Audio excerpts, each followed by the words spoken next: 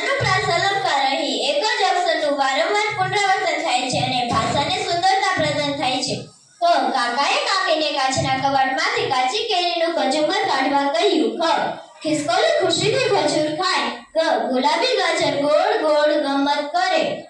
ભિલોડા ઘરે ઘસી ઘસી ઘસાયા.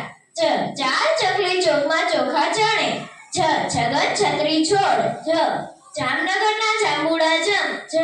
ઝારા ઝડપથી ઝાકળ જોડ. ટપાલી ટપાલ ટોપલીમાં લે. ઠોકર વાગતા ઠળિયો ઠોકાયો. ડમ ડમાડમ ડમરું ડમકે. ઢોરનો ઢગલો ઢસી ગયો. હણ ફેણનો હણ. તારી તપેલી તેર પાપડ તળ.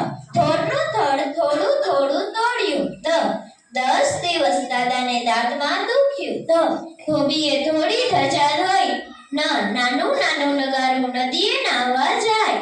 પતંગિયું પાંખ પકડી પાંજરેથી પલટ્યું. ફૂફાજીએ ફટાફટ ફાફડા ખાધા.